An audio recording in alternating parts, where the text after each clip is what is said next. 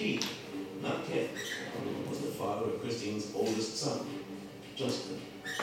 Bob Brown testified that Christine Fitzhugh had called him several months, I believe, before she was murdered to say, I've decided that when Justin graduates from college, I'm going to tell him that you are his biological father. That was really the piece of testimony that the state wanted because it helped to provide a motive for her slaying. Why was somebody kept her well to prevent her from revealing this information that would have been potentially very embarrassing to Ken Fitzhugh? Spectators were skeptical. After all, Christine Fitzhugh was a fine, upstanding citizen. It was shocking. It was definitely out of character for something I never even imagined. How about something other than that? And Bob Brown wasn't exactly a heartthrob.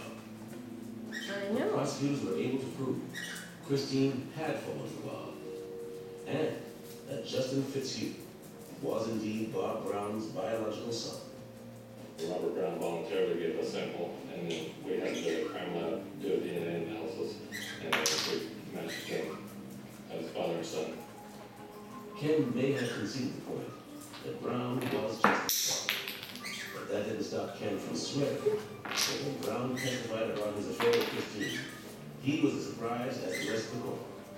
Ken did think that Bob Brown was gay. He had a live-in partner, and that was also one of the reasons that Ken never thought that his wife might be having an affair with Bob Brown, because he had a preference for men.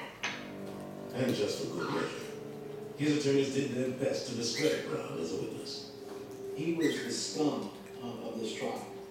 And he just had a terrible background and was completely unreliable. Still, the damage had been done. In his closing argument, the prosecutor used the paternity issue as a springboard to put forth a theory about what happened in the house on Escalade Avenue back in 2000, and why. The prosecution told the jury that Ken Fitzhugh wanted his wife dead because she was going to reveal to their son, Justin, when he graduated from college, that he was fathered by a former family friend, Bob Brown, and that information was so embarrassing and so painful to Ken Fitzhugh that he did not want that revealed. Christine Fitzhugh was dead, but her secret was out. Ken wasn't Justin's father. But unlike paternity, there is no DNA test for guilt or innocence. On July 31st, it was up to the jury to decide whether or not Ken was Christine's killer.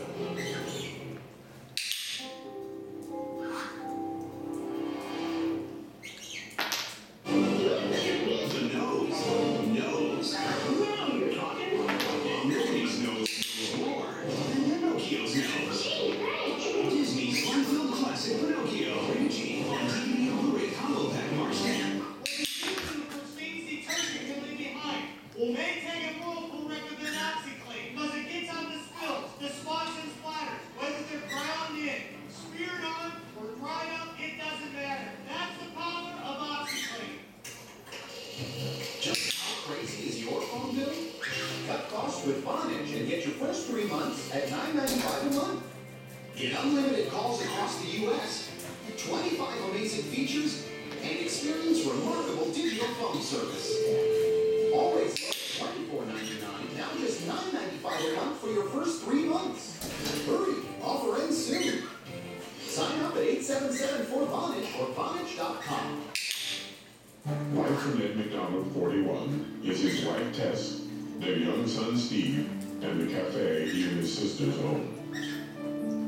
Ned flirted with getting life insurance from time to time, but kept putting it off. Then, out of the blue, a brother-in-law died. No life insurance. Ned got the message, but didn't know where to start. The customer said, call Select Quote Insurance Services. They comparison shop the term life companies they represent and save you plenty.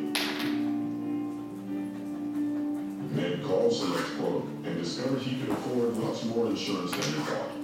A $500,000 policy. His cost? Under $21 a month. Life is too precious not to protect. Call this number or go to selectquote.com. You shop. You save. 1-800-772-8600. Do you feel something's missing in your life? Maybe it's just the beginning of the end.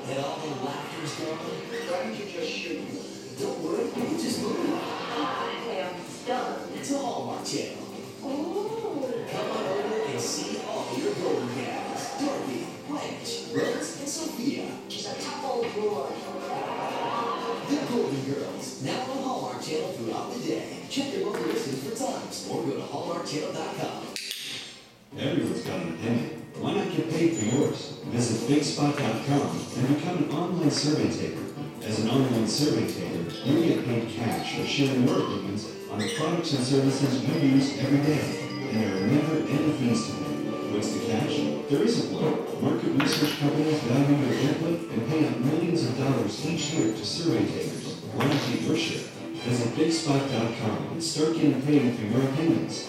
bigspot.com. Next time on the Chris Isaac Hour. Welcome, Stevie Nicks. How did you get involved in the music? I never took a Were music you class. playing piano at home? No, I was playing guitar though. I, took eight lessons. Those lessons made it possible for me to write Landslide and Go This Woman and all the Can you give me the name of that t-shirt? You're a star since you got on the stage. I'm not surprised that I made it in the music business because I was determined. The Chris Isaac Hour, Thursday at 10, only on Bio.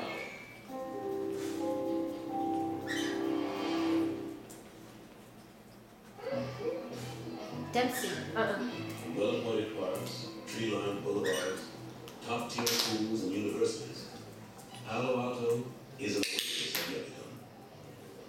Surrounded by 3 big cities with big city problems, the town that Leland Stanford built somehow remains immune to all the poverty and crime. Or at least that was the case until May of 2000.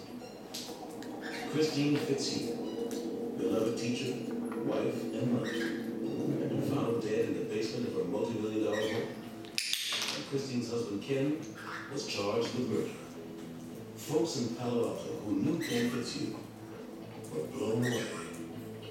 In the beginning, perception is that there's no way that Ken could have done this. But that was before the mountain of blood evidence began to pile up. The physical evidence in this case was massive, and even without anything else, Okay, one more, would baby. have been sufficient, I would think, to have convicted the defendant. The jury agreed. It took them a little over a day to find Kenneth Carroll Fitzhugh guilty of second-degree murder. The jury couldn't establish that he had premeditated this. So the jury went through all of the various elements, took the evidence into consideration, came back with a second-degree murder. The prosecution tried to introduce the idea that there was a financial motive behind that murder. The jurors said that that was not Let's try it over, huh? Come on. relevant to them. Let's start over. They were much more relying on the physical evidence that linked Ken Fitzhugh to the crime, and also the inconsistencies in his testimony that made it impossible for him Start to over. have been Come on. where he said he was. No. Or they found his alibi just didn't hold up. Which in California means 15 Nice years. job, baby. And Nice with that, job. Ken Fitzhugh left Palo Alto on a prison bus.